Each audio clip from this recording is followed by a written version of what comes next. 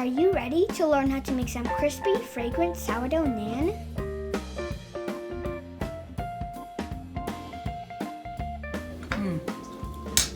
I'm gonna eat like 5 of these. Hello, this is Mother Zen Chef. I'll be making sourdough starter naan from scratch. And this will be paired off with spinach paneer.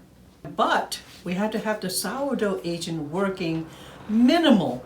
Let's say if you want it for dinner, you should have started 4 hours ago. But since I'm starting it tonight, I'll have it tomorrow for lunch. Learn to cook healthy food with creativity and confidence. Subscribe now and click the bell so you don't miss anything.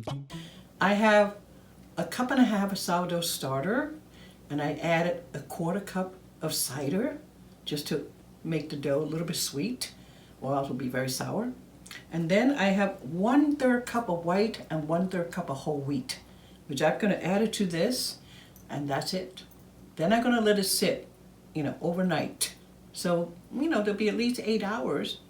The longer time you let your sourdough starter kind of dough sit, the more flavor you're going to get. And the more holes you're going to get in the crumb. That's the way that you will know that this microbial process is really working. And it's going to make the taste better. So rather than some doughy pancake, you are really going to get some wonderful bread. I'm going to add spices to it tomorrow. But today I have to let the sourdough, as a matter of fact, there's another name for the sourdough starter. It's called Mother. You have to let Mother rest a little bit and have her do her magic tricks. And that takes a little bit of time. I would say minimal 3 to 4 hours if you don't have the 8 hours. But I do. I'm going to wait until the next day. And then I can have it for lunch or for supper, or I can make enough of it so I'll have it for both meals.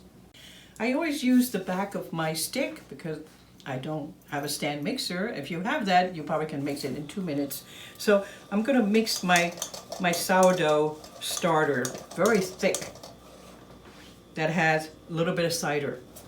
And I'm going to put this in just slowly, and I'm going to mix it until it comes together kind of like a dough that you can handle. And it's going to be better tomorrow because it'll be easier to handle tomorrow.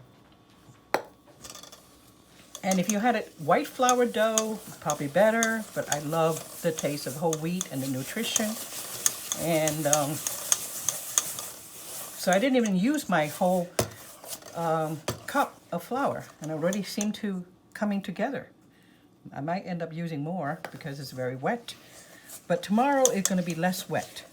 This will make about 6 naan. Have to be strong. It's building muscles. All right, so this is the consistency. Very shaggy. All right, tomorrow I'm going to just add a tiny little bit dusting to stretch it out. And it's going to be cold tonight. Going to cover it with a piece of plastic and put it outside. All right, now stretching this naan. This is the 3rd time. And sourdough is very wet, so you always have to wet your hand so it doesn't get all too sticky. And I stretch it, instead of kneading, I'm stretching or folding or coiling. Sometimes there are lots of funny names, but instead of like kneading, this is what I do. And what I'm doing is I try to introduce more air into my dough.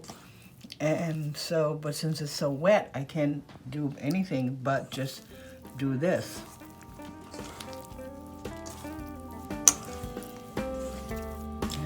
And apparently that's how you do, that's how you make French bread too.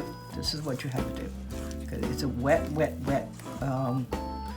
would say 75%, they call it water, lots of water. So, and sometimes I do this, okay, just to get more air into them.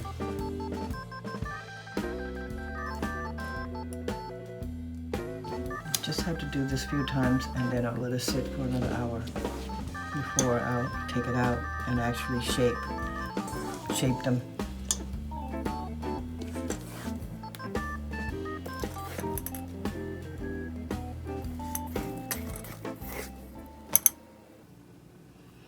Okay, that's all I have to do for today. And I'll come back in about an hour. Just cover it up with plastic or a tea towel will do.